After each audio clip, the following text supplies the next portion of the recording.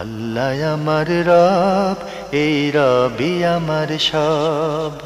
দামে দামে তুন মনে তারি অনুভব।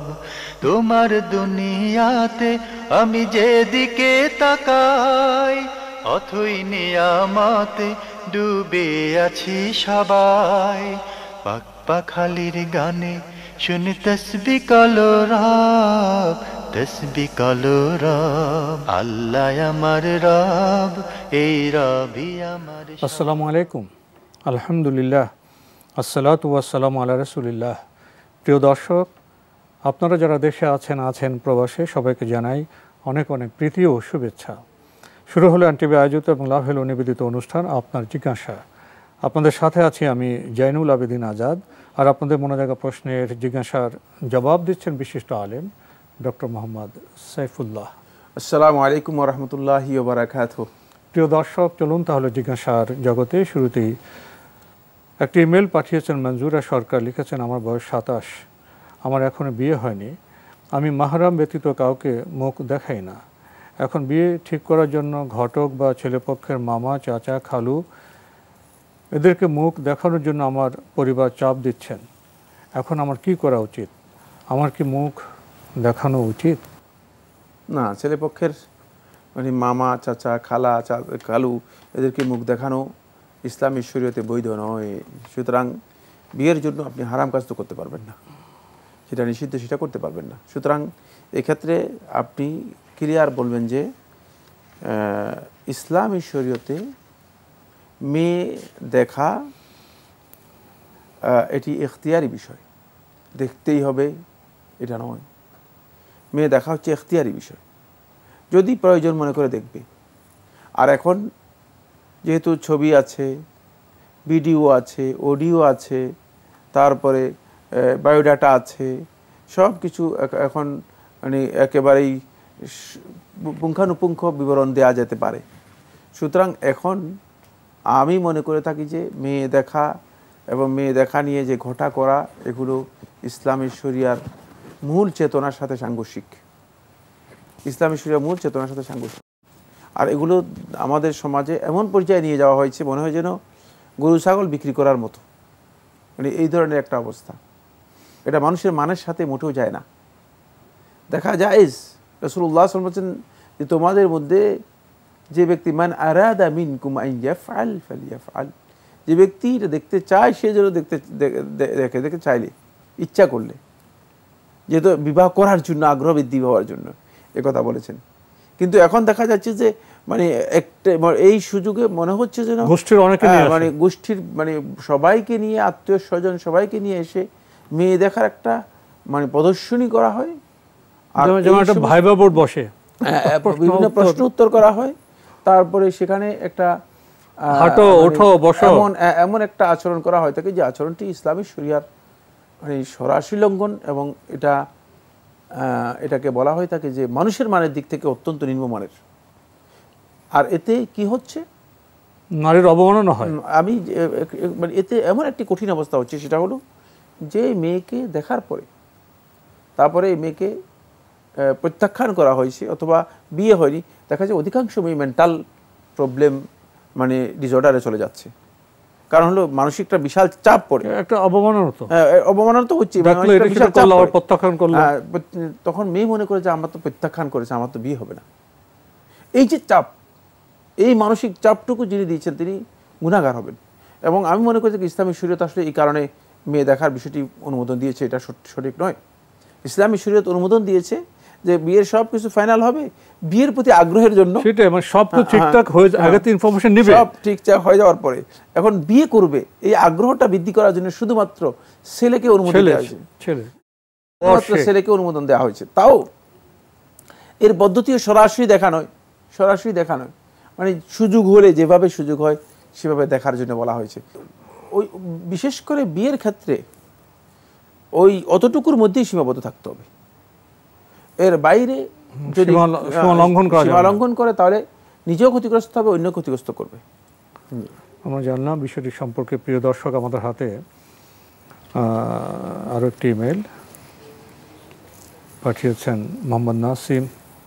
জয়পুরহাট থেকে লিখেছেন, আমি গ্রামে বসবাস করি, আমার নিজস্ব জমি চাষ করি। এক্ষেত্রে আমার ইরিশ সিজন, আমন সিজন ও আলু সিজনে ওসরের বিধান কি হবে? ওসর। ধন্যবাদ। আপনি গ্রামে বাস করেন, আপনার বিভিন্ন প্রোডাক্ট রয়েছে, উৎপাদন রয়েছে। ভূমি থেকে উৎপাদিত ফসল এর বিধান জানতে হবে পরিপূর্ণরূপে। আপনার যদি উৎপাদন প্রক্রিয়া সেচভিত্তিক হয়ে থাকে, সেচের মাধ্যমে হয়ে থাকে, তাহলে আপনি উৎপাদিত ফসল সেটা একটা নির্দিষ্ট পরিমাণ রয়েছে 625 কিলোগ্রাম, সেটা প্রায় 22 থেকে 25 কেজি। বিভিন্ন ধরনের ওজন হয়, আলুর ওজন এক ধরনের, ডালের ওজন এক ধরনের, ওজন তো পার্থক্য হবে। ফলে মানে এটা 22 থেকে 27-28 কেজি পর্যন্ত হয়। মানে ডালের ওজন একটু কম, ধানের ওজন একটু বেশি, তারপরে জবের ওজন আর একটু বেশি, তারপরে আবার এটাকে কি বলা হয় থাকে খেজুরের ওজন মানে একটু কম, কারণ খেজুর বড় বড় হয়, ফলে দানা বড় হলে এগুলো ওজন কমে যায়, ইত্যাদি ইত্যাদি। সেক্ষেত্রে এই পরিমাণ যদি আপনার কাছে উৎপাদিত ফসল আসে, তাহলে ওই ফসলের আপনি সেচ ভিত্তিক হলে, সেচের মাধ্যমে যদি উৎপাদন করে থাকেন, তাহলে আপনাকে 20 ভাগের 1 ভাগ ওসর দিতে হবে বা 20 ভাগের 1 ভাগ জাকাত দিতে হবে, 20 ভাগের 1 ভাগ জাকাত দিতে হবে। আর যদি সেটা প্রাকৃতিক প্রক্রিয়ায় বৃষ্টির মাধ্যমে হয়ে থাকে, তো আমাদের দেশে বৃষ্টির মাধ্যমে শুধুমাত্র এক সিজনে দান হয়। বিভিন্ন এলাকায় অবশ্য বিভিন্ন ধরনের পার্থক্য রয়েছে, তবে কমনলি মানে আমি যে এলাকায় বসবাস করি বা যে এলাকায় দেখেছি, সেখানে শুধু একটা সিজনেই বৃষ্টির মাধ্যমে ফসল হয়ে থাকে, আর বাকি সিজনগুলোতে তারা সেচের মাধ্যমে বা বিভিন্নভাবে করে থাকে। সেক্ষেত্রে বৃষ্টির মাধ্যমে যদি মানে কেউ চাষাবাদ করেন, আর সেটা যদি অন্য কোনো প্রক্রিয়ার অধীনে না থাকে, অন্য কোনো প্রক্রিয়া বলছি এই জন্য কারণ সেখানে অনেক এখন বর্তমান কিন্তু চাষাবাদ আর শুধু বৃষ্টির উপর নির্ভর করছে না, সেখানে সার আছে, তারপরে আরো কারুকার্য আছে, সেচ আছে, তারপরে ওষুধ আছে, কীটনাশক আছে ইত্যাদি। ফলে এগুলো যদি মানে তা দিতে হয়, তাহলে এটা মানে ওই 20 ভাগের 1 ভাগে চলে যাবে, কারণ এগুলো মানে প্রসেসিং প্রক্রিয়া, নিজের প্রক্রিয়ায় উৎপাদিত হচ্ছে, নিজে মানে এর মধ্যে ইনভলভ হচ্ছে। যদি কোনো ব্যক্তি নিজের পরিপূর্ণ শ্রম সেখানে ইনভলভ হয়, সেখানে যদি কীটনাশক, ঔষধ, তারপরে সার ইত্যাদি সবগুলো ইনভলভ হয়, তাহলে তিনি 20 ভাগের 1 ভাগ আদায় করবেন। আর যদি পরিপূর্ণরূপে বৃষ্টির পানির মাধ্যমে নিজের কোনো ইনভলভ না হয়, নিজে শুধুমাত্র বীজ বপন করে চলে আসছে, যদি এমন হয় থাকে, তাহলে তিনি 10 ভাগের 1 ভাগ প্রদান করবেন, 10 ভাগের 1 ভাগ প্রদান করবেন। আরও লিখেছেন, আমার কিছু পত্তন জমি আছে, সেখানে কি ওসরের বিধান একরকম হবে? পত্তন জমি বলতে কি বোঝাচ্ছে?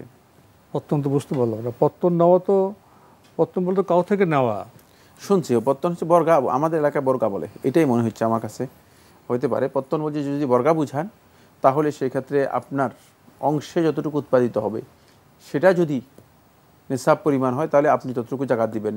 আর যে জমির যে জমিন মালিক, যিনি জমিদার, জমিদার বলতে বুঝাচ্ছি জমির মালিক, যিনি জমির মালিক, তার অংশের জাকাত দেবেন। আপনাকে আপনার অংশের জাকাত দিবেন শুধুমাত্র, তাও যদি আপনার অংশের মধ্যে মানে উৎপাদিত ফসল নিসাব পরিমাণ হয়। নিসাব বলেছি, খেয়াল আছে, 22 থেকে 27 কেজি, নির্ভর করবে বস্তুর উপর ভেরি করবে। জি, জানলাম আমরা। আরও লিখেছেন, নামাজে ইমাম যদি কেরাত পড়ে এবং কেরাতের শুরুতে যদি ভুল যায়, কিন্তু পরে সে সুন্নত পরিমাণ কেরাত একই রাকাতে ঠিক করে পড়ে, তাহলে কি নামাজ হবে? যদি নামাজ হয়, তাহলে কি সাহু সেজদা দিতে হবে? না, কোনোটাই করতে হবে না। নামাজ হয়ে যাবে, সেজদায় সুহু দিতে হবে না।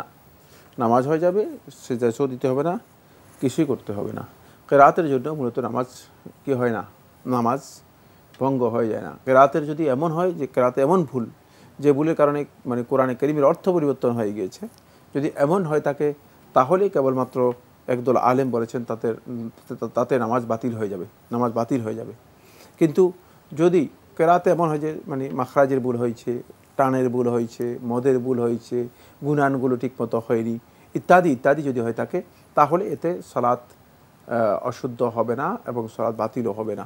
অনেকে আছে গুনাহ করতে পারে না। আর বিশেষ করে এটি অনারবদের জন্য অত্যন্ত কঠিন বিষয়। আমরা একটা বিষয় জানতে হবে, সেটা হলো আরবি আর অনারবির মধ্যে পার্থক্য রয়েছে।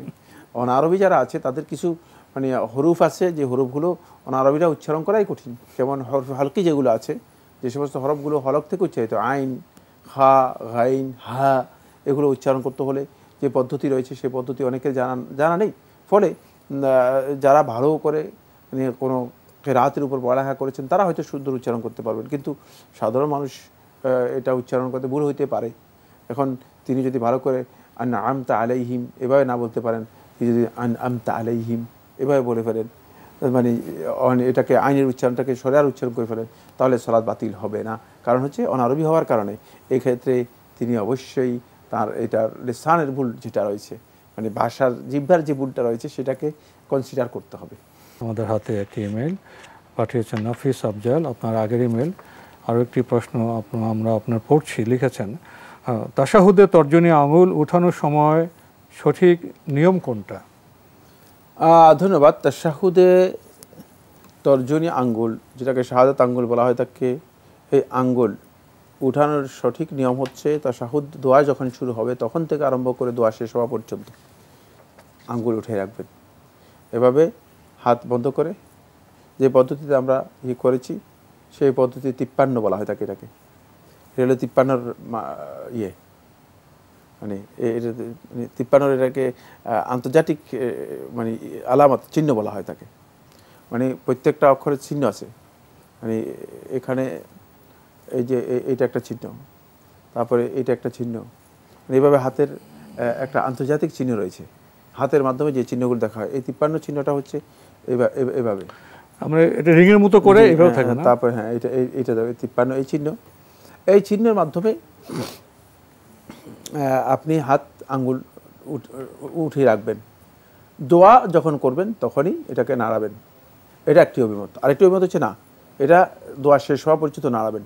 দুটাই বিশুদ্ধ বক্তব্য, দুটাই হাদিসের মানে বক্তব্য থেকে বোঝা যায়, যেটাই করেন না কেন সহি হবে ইনশাআল্লাহ। আমরা জানলাম বিষয়টি সম্পর্কে। প্রিয় দর্শক, আমাদের হাতে আরও একটি ইমেল পাঠিয়েছেন রেজাউর রহমান, লিখেছেন আমি একবার স্বপ্নে দেখছিলাম আমি আর আমার মারা যাওয়া ভাই জান্নাতের দরজা খুঁজছি। জায়গাটা অনেক অন্ধকার ছিল। আমার ভাই আমাকে বলেছিলেন দরজাটা খুঁজে দেওয়ার জন্য। অনেক খুঁজে আমরা জান্নাতের দরজা পেয়েছিলামও। সাথে আরও 3 জন অপরিচিত মানুষ ছিল, কিন্তু তাদেরকে আমরা হেল্প করিনি। আমার ভাই জান্নাতের দরজা খুঁজে পাওয়ার পর আর ব্যাক করেননি, কিন্তু কথা ছিল আবার আসবেন। ওনার দুনিয়াতে আমল ভালো ছিল না।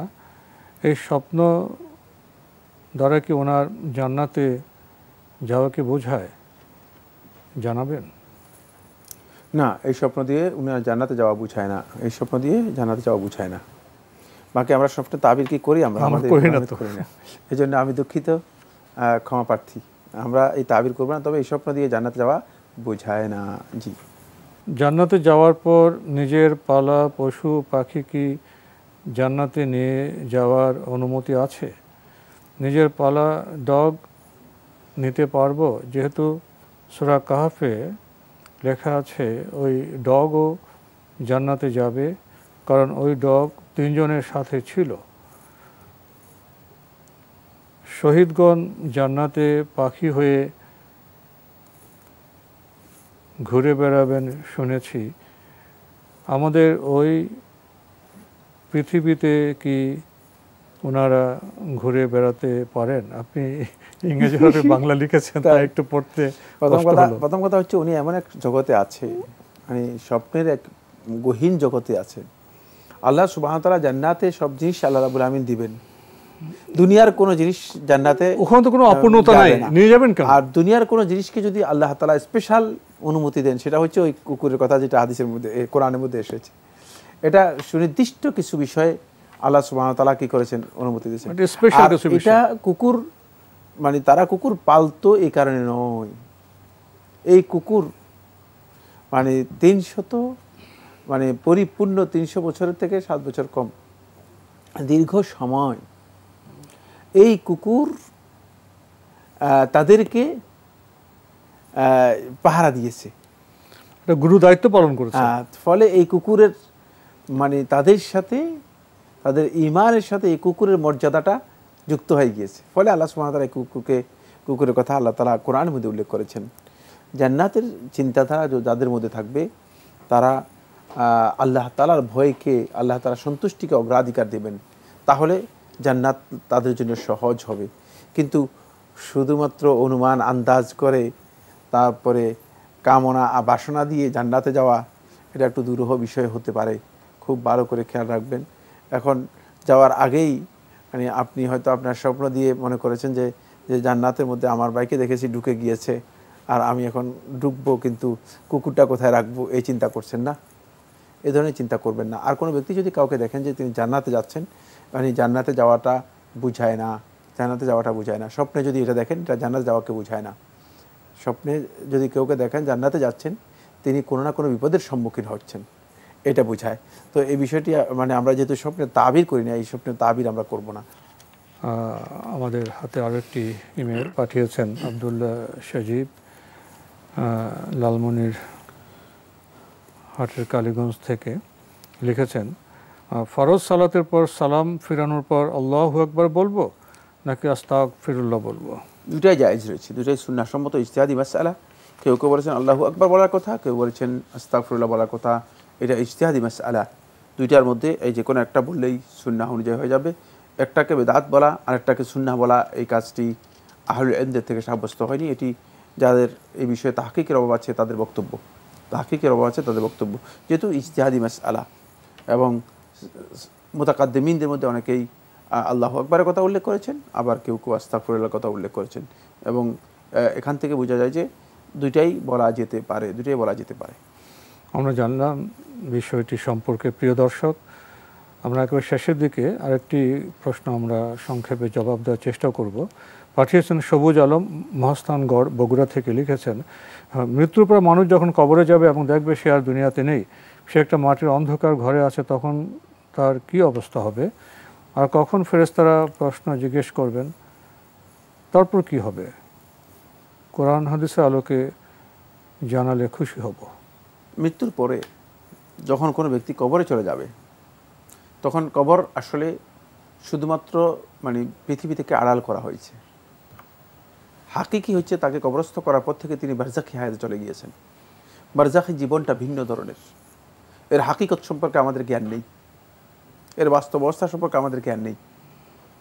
তখন তাকে কবরস্থ করার পরে ফাইয়াতিহি মালাকানি আজরাকানি, রাসূলুল্লাহ সাল্লাল্লাহু আলাইহি ওয়াসাল্লাম সহিহ মুসলিম হাদিসের মধ্যে ইরশাদ করেছেন, বারা ইবনে আজিব রাদিয়াল্লাহু আনহু বর্ণিত হাদিস, রাসূলুল্লাহ সাল্লাল্লাহু আলাইহি ওয়াসাল্লাম বলেন যে দুইজন ফেরেশতা আসবে, নীলাভ চোখ। এদের বিবরণ দেওয়া রয়েছে হাদিসের মধ্যে, খুবই ভয়ঙ্কর ভয়াবহ, মানে মানে অবয়ব অথবা কাঠামো দৃশ্যের অধিকারী দুজন ফেরেশতা আসবে। ফাইয়ুজিলাসানিহি, এরা এসে তাকে প্রথমে বসাবে, বসিয়ে তারপর তাকে এখানে ফিতনাতুল কবর, কবর যে ফিতনা রয়েছে সেই ফিতনা তাকে প্রশ্ন করবে, কবর প্রশ্ন করবে। এগুলো সহিহ হাদিস দ্বারা সাব্যস্ত, যেগুলো আমরা বিশ্বাস করি। এগুলোর হাইয়াত সম্পর্কে, এগুলোর ধরন সম্পর্কে, এগুলো কিভাবে করবে, কোন পদ্ধতি করবে, এগুলো কিছুই আমাদের কাছে জানা নেই, কারণ এগুলো বারজাখি হায়াতের সাথে জড়িত। মানে কবর রেখে আসছেন শেষ, এরপরে এই কবরের মধ্যে মানে পুরো হায়াতটা হচ্ছে বারজাখি হায়াত। এখান থেকে বারজাখি হায়াতের সাথে সম্পর্ক তৈরি হয়ে গেছে। এখন বারজাখি হায়াতের কোন হাকিকতটা কি? হাকিকত আল্লাহ সুবহানাহু ওয়া তাআলা ছাড়া আর কেউ জানেন না। সুতরাং এটা আমাদেরকে বিশ্বাস করতে হবে। বারজাখি হায়াতের হাকিকত যেটা আল্লাহ তাআলা ছাড়া আর কেউ জানেন না, এটাই আমাদেরকে বিশ্বাস করতে হবে। এখানে প্রশ্ন করা হবে এবং তিনি প্রশ্নের উত্তর দিতে পারলে ভালো, তার মানে ভালো রেজাল্ট হবে, অর্থাৎ ভালোর দিকে যাবেন, তার ব্যাপারে সুসংবাদ থাকবে। আর যদি প্রশ্নের উত্তর দিতে সক্ষম না হয়, তাহলে তার ব্যাপারে দুঃসংবাদ এবং শাস্তির কথা থাকবে। এবং কিছু কিছু অপরাধ আছে যেগুলোর কথা রাসূলুল্লাহ সাল্লাল্লাহু আলাইহি ওয়াসাল্লাম উল্লেখ করেছেন, সেগুলোতে কবরে আযাব হবে। সুতরাং এই যে কথাগুলো, এগুলো কবরের সাথে জড়িত, বারজাখি হায়াতের সাথে জড়িত। তো বারজাখি জিন্দেগিটা বা বাস্তবভাবে দুনিয়ার কোনো জীবন দিয়ে এটাকে বিবেচনা করার কোনো সুযোগ নেই। মানে একজন ব্যক্তি কবরে যাওয়ার পরে তিনি এই কথা চিন্তা করবেন যে আমি অন্ধকার কবরের মধ্যে এসে গেলাম, এটা পৃথিবীতে ভাবা যায়, ওখানে গেলে আর এই ভাবার মানে এটা ওটা ভাবনার জগৎ নয়, জগৎটা পরিপূর্ণ আলাদা হয়ে গেছে। মানে পুরা দৃশ্য অবস্থান সবটাই আলাদা হয়ে গেছে। ভাবনার জগতে আর থাকবেন না, তিনি আরেকটি জগতে চলে যাবেন, যে জগৎটা হচ্ছে মূলত সেই জগতে বার্তা আমাদের কাছে সেখানে সওয়াব অথবা আযাব এই জগতে চলে যাচ্ছেন, সে দুটো সেখানে ফল পাবে। সুতরাং সেখানে রেজাল্টের জায়গায় যখন চলে যাবেন তখন এই ভাবনাগুলো সব কি হয়ে যাবে, তার অন্যদিকে চলে আসবে। ভাবনা মানুষের আবার এক সময় আসবে, এক সময় আফসোসের সময় আসবে, এক সময় আর্তনাদের সময় আসবে, এক সময় নিজের উপর নিজের ধিক্কার দেওয়ার মতো সময় আসবে। সেটা হচ্ছে হাসরে যখন দেখবে যে নিজের জীবনটা ক্ষতিগ্রস্ত করেছে, তখন হাসরের ময়দানে সেটি করবে। কিন্তু সেটা বারজাকি হায়াতের মধ্যে অনেক বেশি মানুষের এই অবস্থা আসবে না, ওটা তো আরেকটা পর্যায়ে। তো আজকে আমাদের এখানে শেষ করতে হচ্ছে। আপনাকে অনেক ধন্যবাদ। আপনাকে অনেক ধন্যবাদ। প্রিয় দর্শক, আমরা দেখছিলাম এনটিভি আয়োজিত এবং লাভের নিবেদিত অনুষ্ঠান আপনার জিজ্ঞাসা। আমাদের অনুষ্ঠান আপনারা এনটিভি অনলাইনেও দেখতে পারবেন, ভিজিট করুন www.ntvbd.com। এছাড়া ইউটিউবে এবং আমাদের ভেরিফাইড ফেসবুক পেজে অনুষ্ঠান দেখতে পারবেন। প্রশ্ন পেলাম আমরা মৃত্যু, এরপরে কবর, বারজাখী জীবন, এরপর হাসরের জীবন, বিষয়গুলো নিয়ে আসলে ভাবার বিষয় আছে। আমরা যদি পরকালে বিশ্বাস করি, বিচারে বিশ্বাস করি, তাহলে আমরা ইহলোকবাদী হব না, এই পৃথিবী নিয়েই শুধু মগ্ন থাকবো না, পৃথিবীকে সুন্দর থাকার চেষ্টা করব, যাবতীয় পরীক্ষায় উত্তীর্ণ হওয়ার চেষ্টা করব নৈতিক মানদণ্ডে, আখিরাতে বিশ্বাসের আলোকে। আসুন আমরা পরকালমুখী হয়ে দুনিয়ার জীবনকে সুন্দর করার চেষ্টা করি, পবিত্র এবং নৈতিক করার চেষ্টা করি। চিঠি লিখুন, প্রশ্ন পাঠান আমাদের ঠিকানায়। পরিচালক আপনার জিজ্ঞাসা, এনটিভি, বিএসসিসি ভবন, 7ম তলা, 102 কাজী নজরুল ইসলাম এভিনিউ, কারওয়ান বাজার, ঢাকা 1215। ইমেল অ্যাড্রেস আপনার জিজ্ঞাসা @ntvbd.com। মহান আল্লাহ আমাদের সবাইকে নিরাপদে রাখুন, রাখুন শান্তিতে। আসসালামু আলাইকুম। আল্লাহ আমার রব, এই রবি আমার সব, দামে দামে তুন মনে তারি অনুভব। আল্লাহ আমার রব, এই রবি আমার সব।